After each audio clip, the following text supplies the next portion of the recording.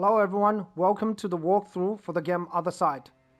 So, today we are going to confront the second boss in the second era, the cellar prison.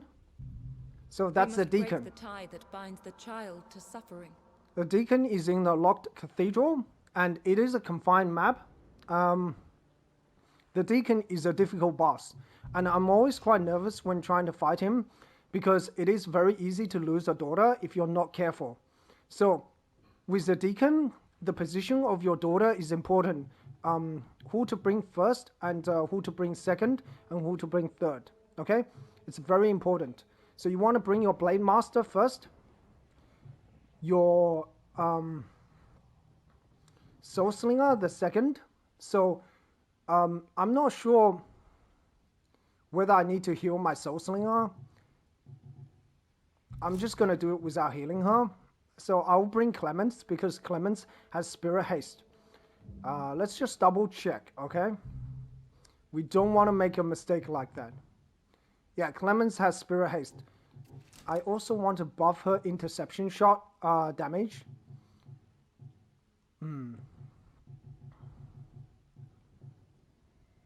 Yeah, okay. I'll increase the damage of interception shot by 20% because we'll be using it. We must break the tie So, that binds first, the child to suffering. Blade Master, Soul Slinger, Shield Bearer 1, and Shield Bearer 2. We'll bring 2 of the Shield Bearer that has the most amount of health. Yeah, Cindy would be better than Helena as well. And Helena also have a skill that I haven't picked at level 5 as well, because I don't know what skill to use. So I will bring Cindy because Cindy has more health, and she's also level 6, which is okay because she has saving grace. Now you want to pay any price. You want to have level 5 plus shield bearers for tanking, okay, and they also have saving grace to interrupt the Deacon's attack. The Blade Master will do the most amount of damage. Always.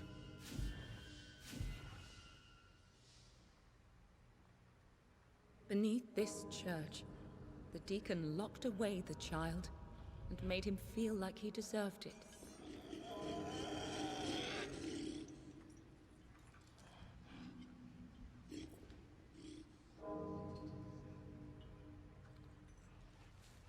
Alright, let's quickly look at the map. So it is, you can see a massive entrance and everything is collapsed and broken apart. So this is obviously a cathedral. It's locked away, but you can see a giant hand coming out here as well. It's a very weird and strange looking map. Even the lights on the ceiling looks weird. Now, the locked cathedral does have, it's not really a choke point, but here you can't really go past because there's a gap here. So, remember I told you to bring your Blade Master first? I want my Blade Master here because my Blade Master will be able to flank the Deacon, while my Shield Bearer and my Soul Slinger will move towards this side of the map. So the Shield Bearer would engage the Deacon, and the Blade Master will be able to flank him on his flank or behind to do a back hit. Yeah. So it's a very weird looking map because it's a very strange looking cathedral. Anyway, so the map is fairly confined. There's not too many places to hide, and also the Deacon will have a very large movement range later on. So you don't need to worry about hiding from him. So the Deacon is very dangerous because he has a very large movement range later on, and he has some unique skills. First is Curse. Deal up to 475 damage to daughter in the area and delay them by 25 initiative units. So he can delay you down the timeline. Mass, which is an AoE attack which deals up 225 damage 4 times to all daughters within radius of 3 square around him after 60 initiative units. An AoE attack. And Confession. Confession is really annoying. Designate the furthest daughter as the Pentient. Is that how you say it? All others are rooted for the duration. Reduces armor by 300 and increase movement range by 200% and resistance delay by 30%. Happens after the Deacon has lost 10% HP since the start of his first turn of Confession. Resets the Deacon's initiative to 0. So every time you take 10% of every time you take 10% of the Deacon's HP, he will either go into Confession or Damnation. If the Deacon can't reach any daughter while not in Confession, start a Confession with the furthest one. All other daughters are rooted until the Confession ends and are delayed by 50 initiative units. Reduces armor by 300 and increase the Deacon's movement range by 200%, and he's resistant to delay by 30%. So the Deacon, if the Deacon can't reach any of your daughter, what he will do is he will use Damnation, and he will move all your daughters down the timeline, so he can delay all your daughters down the timeline. He also can enter Confession if he loses 10% HP. So every time he loses 10% HP, he's going to set his initiative back to 0, and he will be very resistant to initiative delay. He also has a critical damage 0%, but a resistance of the initiative delay by 70%. So if he goes into Confession, because he has a resistance to initiative delay by extra 30%, he will have 100% resistance to delay. So you cannot delay him. He sets his initiative to 0, and you also can't delay him. So he's guaranteed going to act.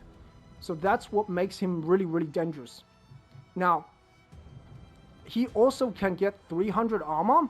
So I think he will increase armor by 300 once he goes to... No, it says reduce armor. But I'm pretty sure his armor gains 300. He gains 300 armor. I'm not sure which one it is. I can't remember. But every time you take off 10% of his HP, I think he will alternate between Confession and Absolution. I think Absolution gives him 300 extra armor, so he will alternate between the two. But Absolution is not shown here. He will also change phase once he gets to 11,000 HP. But what makes the Deacon really dangerous is the Deacon will set his initiative to 0 every time you take too much of his HP. Now, there is a way to get around it, but you need to manage your timeline really, really carefully. So at the start of his turn, if you, let's see. Okay, so happens after the Deacon has lost 10% HP since the start of his first turn out of Confession. So resets the Deacon's initiative to 0. So after the Deacon has taken his turn, if you attack him and take more than 10% of his HP, then he will go into Confession. But if you keep taking his HP off, he won't go into Confession again. You know, he can't do it twice in one row.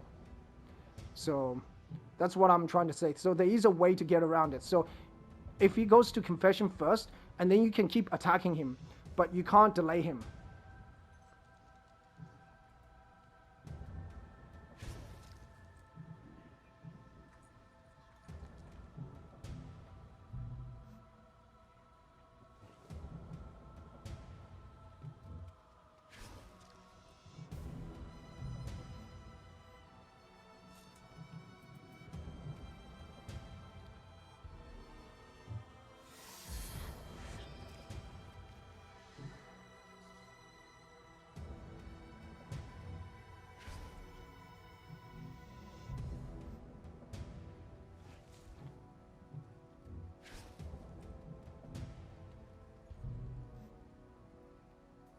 So he targets the furthest daughter away.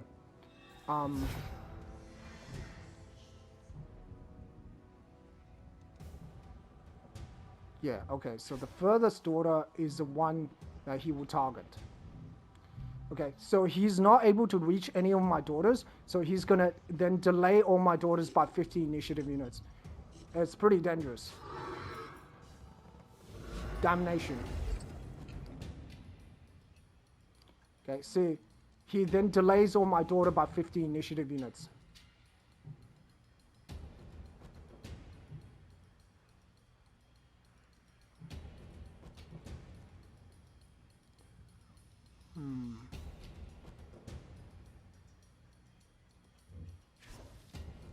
Okay, so you can't delay him. It's impossible.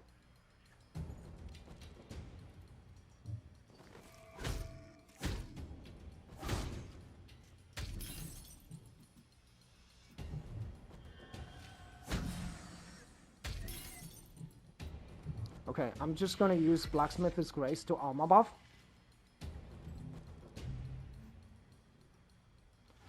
Okay, so there's nothing I can do. I'm immobilized. I can't do anything. So likely he's going to attack Rebecca. Likely.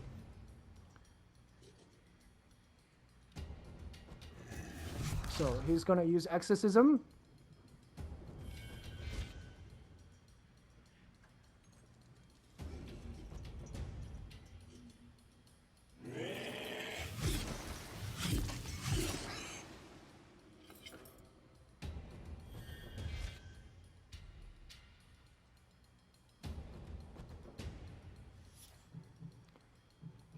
Okay.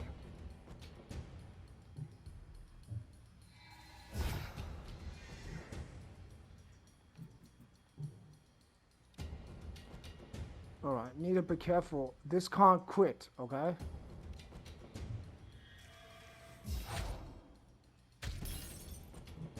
Okay, this cannot quit. So if I do more than 2,200 damage, he will go into confection, and then he will set his initiative to 0. So it's extremely dangerous.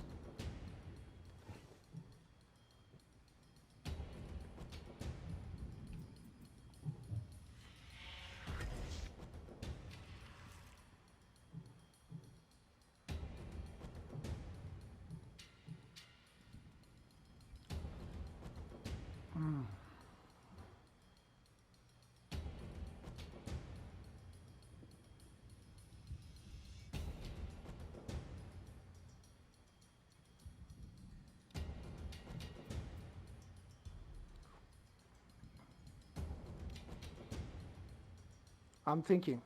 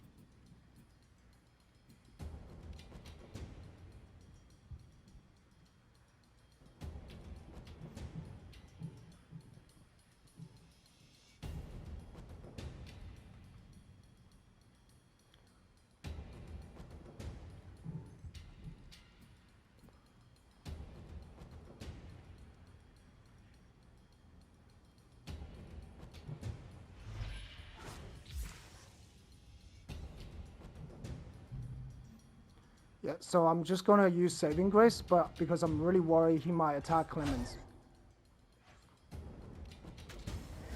Okay, he does Absolution. Now he has 300 extra armor, and he cannot be delayed.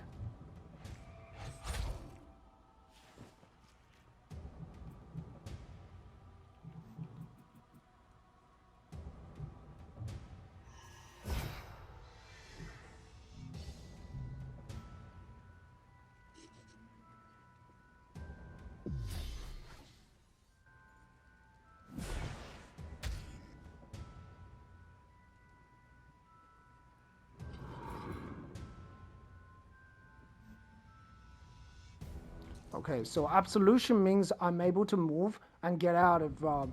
so Absolution means it unroots all the daughter, but he gains 300 extra armor. So I'm gonna have to move out the AoE. Mass occurs at 56. Okay.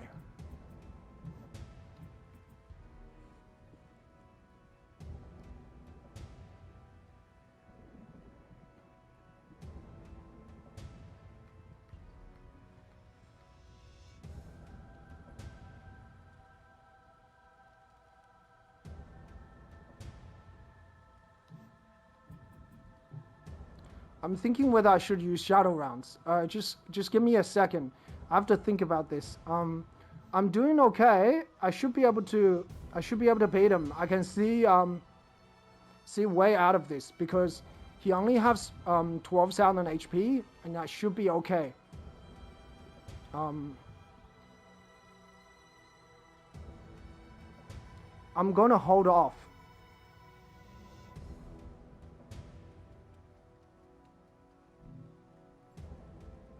I'm gonna hold off shadow rounds.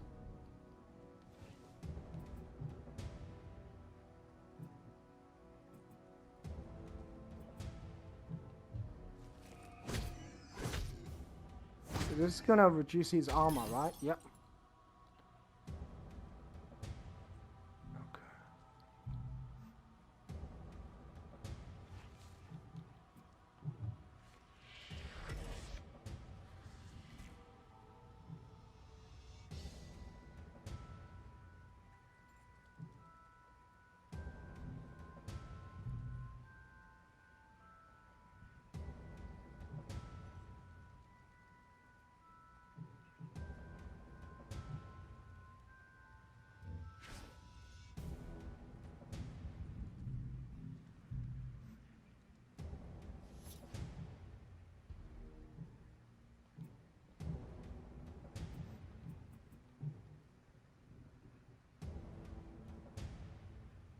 No, I can't do that.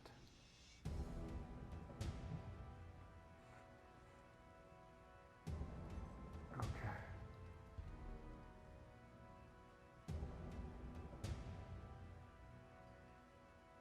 I'm just thinking if I do 48.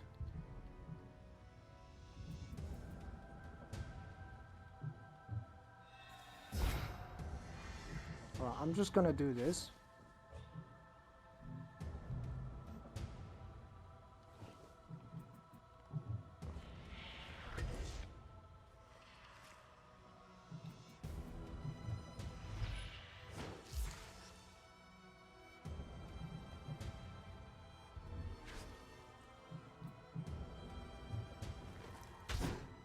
Okay, because I can't do more than 2,000 damage. I already did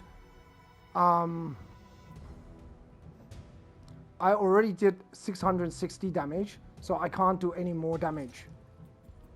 So then now I'm going to use Spirit Haste on her.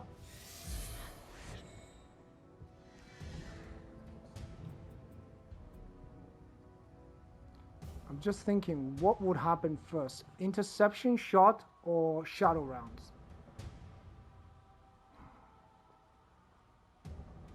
Okay, I have to use interception shot.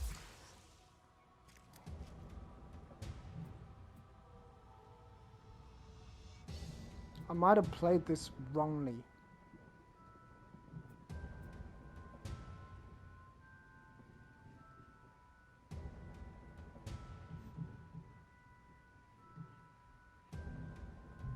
I'm not sure what would proc first. Yeah, okay, good. Interception shot proc. Alright, that's good, that's good. I don't want to use shadow rounds. Okay, so now it's good. Now I can do a lot of damage.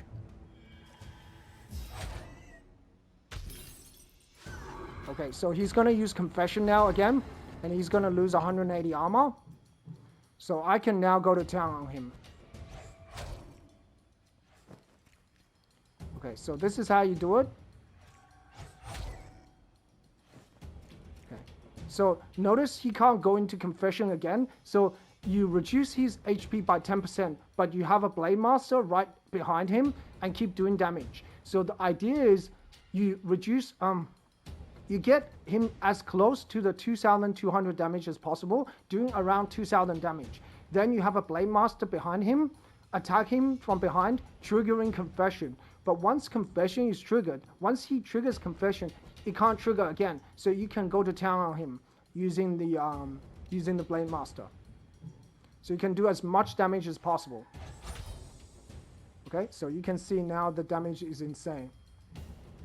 Okay, so I don't need to worry because I have 428 armor. So he can't do anything against me if he decides to attack me. Now he only has 1,488 HP. Okay.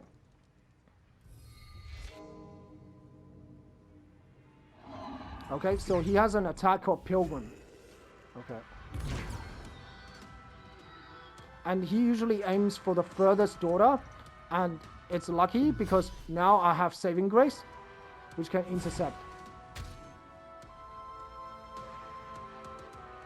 Okay. So notice that it doesn't. Notice that even though I did much more than 4,400 damage, he doesn't trigger Confession again. Because once he triggers Confession, you can do as much damage to him as possible.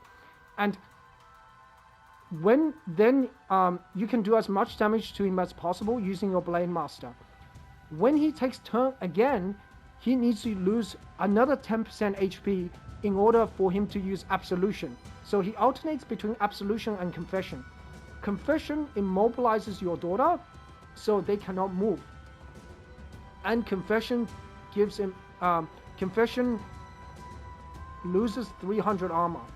Absolution gives him 300 armor, but it unroots your daughter, so it allows your daughter to move. So Confession doesn't allow your daughter to move. Absolution allows your daughter to move.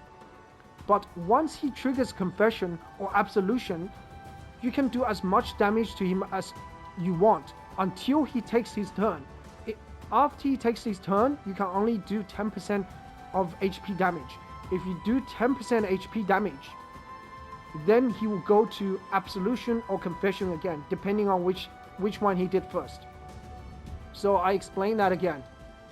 If you attack the Deacon, he loses 10% HP. He goes into Confession. Then you can do as much damage as you want until the Deacon takes his turn. Now, because it sets his initiative to 0, you can only do as much damage as you can with one daughter, because all your other daughter won't be able to take turns before he does.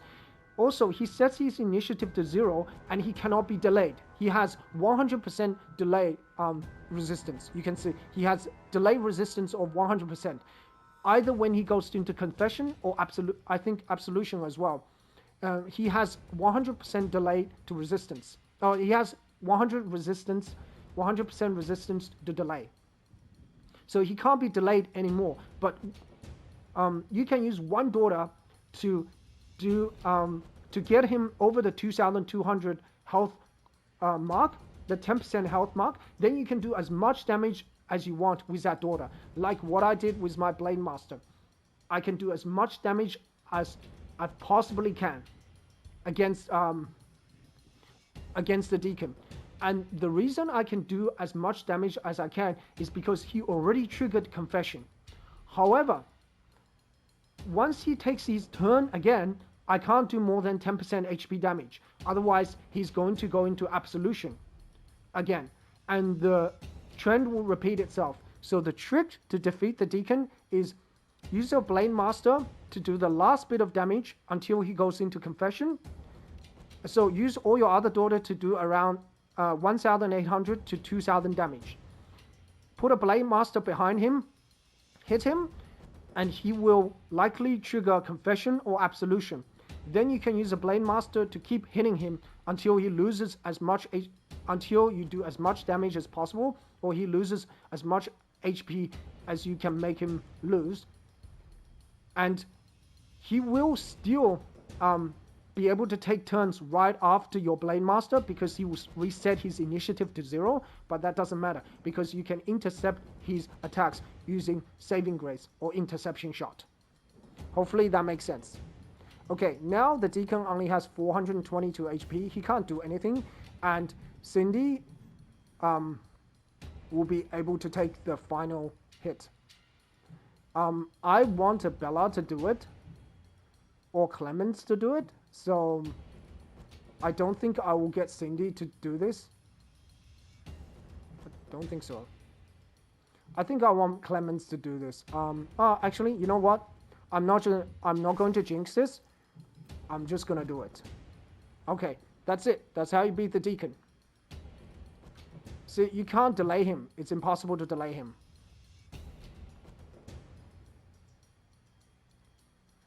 Also, there are no negative armor in this game, but there actually is some sort of negative armor.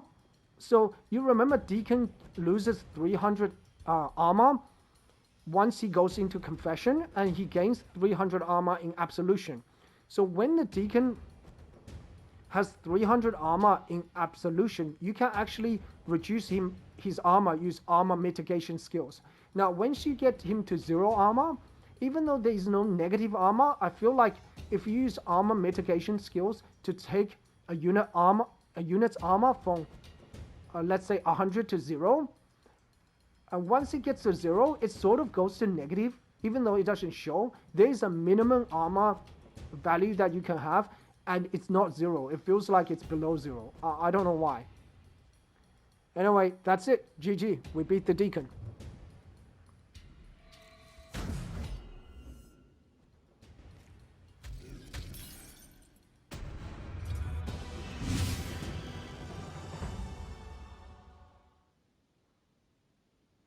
Memories once locked away from us.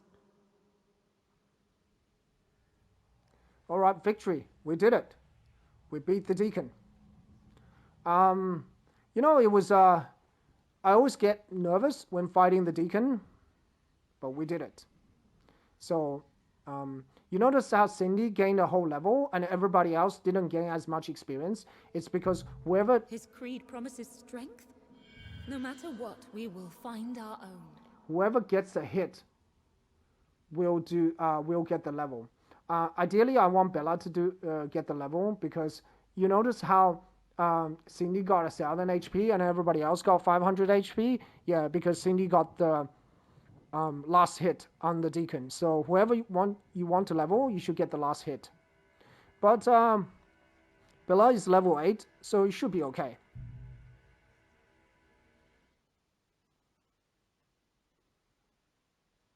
I prayed for guidance, and a voice inside led me to take him in, care for him. But the child was a plague.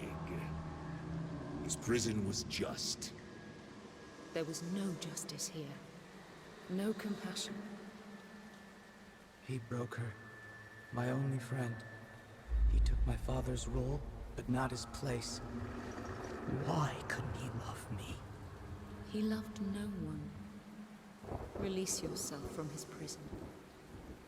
Give this memory to me. I hope I can get to level 10. Now that we are alone, sweetheart, let me confess a little secret. I have never believed in any god. The Deacon to his maid. 1894. The Deacon has been vanquished.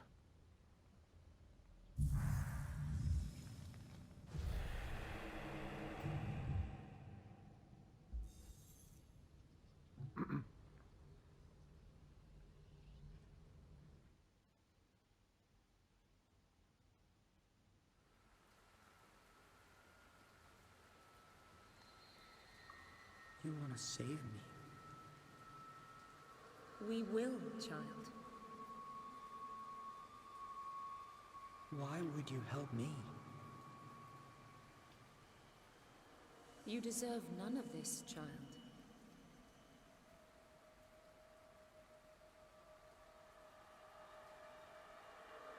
I need... Liar! You gave the other your life. You want memory to rule instead.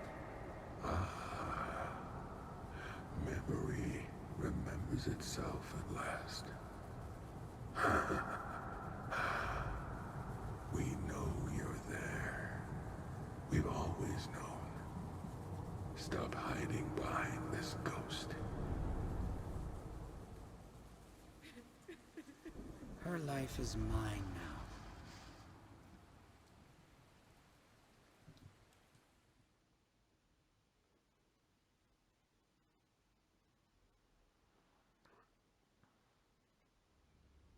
We must venture into darkness to shed light on an innocent soul. Alright, so there's a ritual mission and there's a hunt mission. but we will look at these missions later. Where's this virtual mission? The Sunken Street. Okay. Let's go to the Inner Void. Let's check our characters first. So Bella. Lightning Strike with armor mitigation and Sidestep with the skill Disquiet. So there's a skill for Clemens. Interception Shot, Shadow Round, and Spirit Haste. So for Cindy, Lunge reduces enemy armor. Armor mitigation is actually really, really good.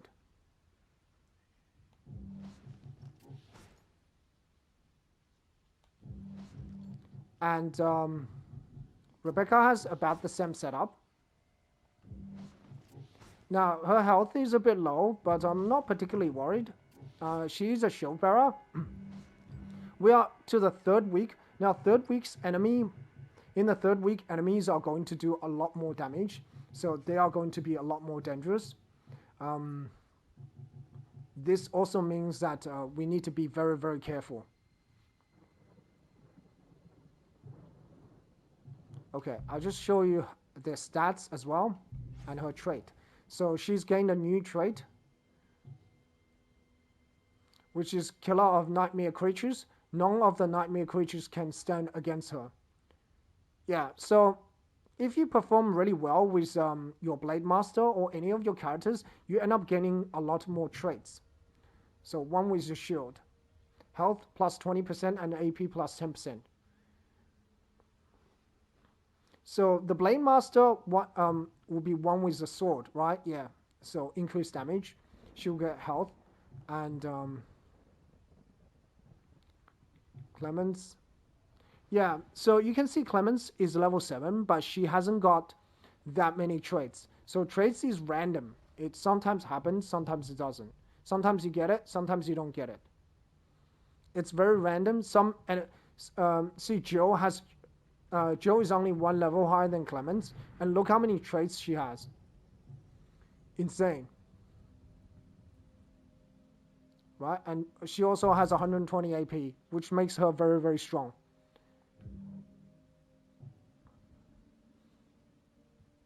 Alright, so that's how you beat the Deacon. And let's just go to the Codex quickly to have a look at the Deacon as well. So this is Larvae.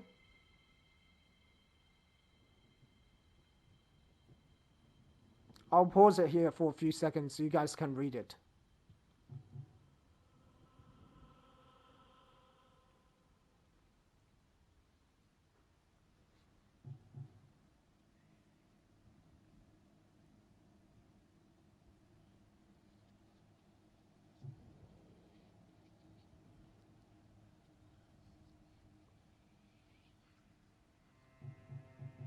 Alright.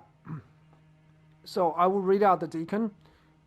The Deacon alternates between preparing and focusing on one daughter for her confession. While he is preparing, he is well protected, uses delayed actions, and moves to attack the closest daughter. After losing enough life, he starts extracting a confession from the furthest daughter. Remember, the Deacon attacks the closest daughter and the furthest daughter.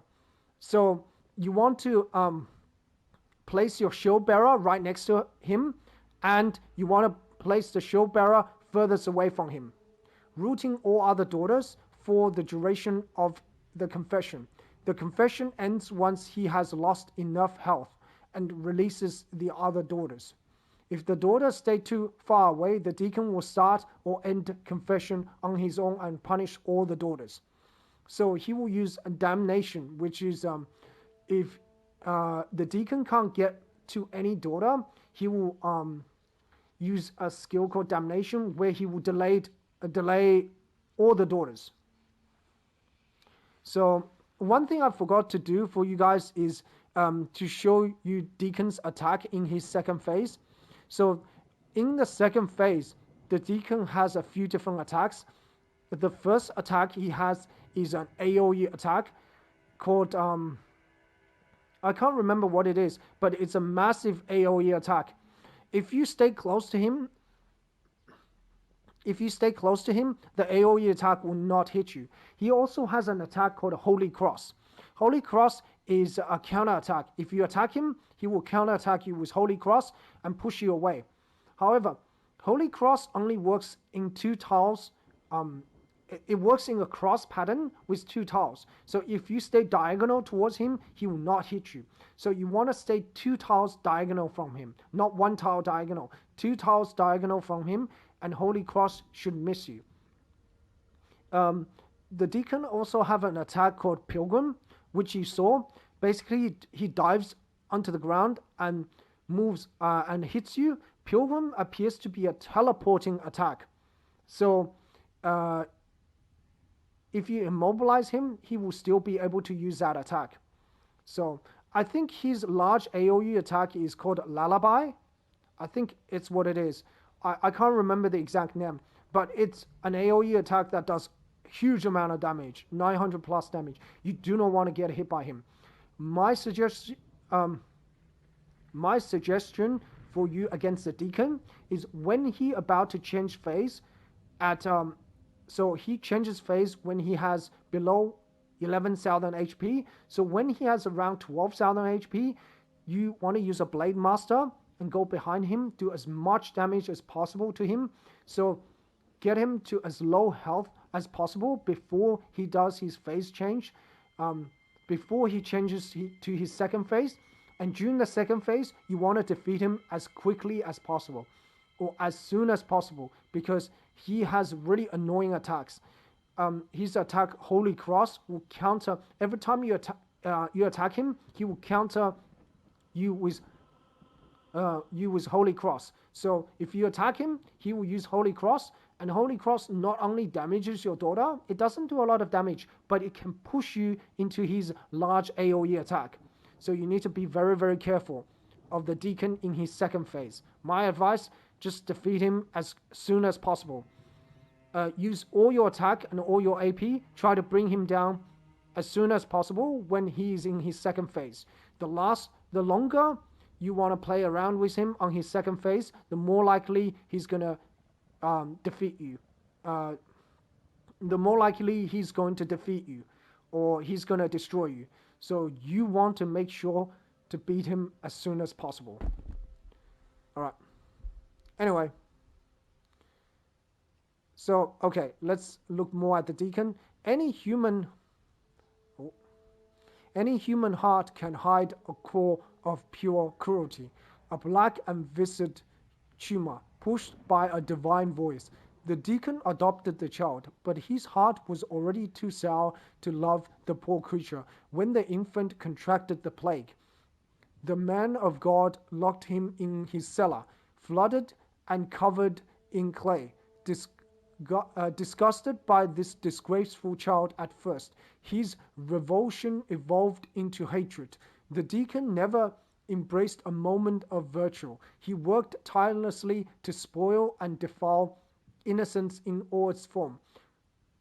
Protected by a hypocritical faith and a carnivorous smile, corrupted by suffering's power, the Deacon became a shameful pig, barely hidden under a thick layer of organic clay and sticky bile.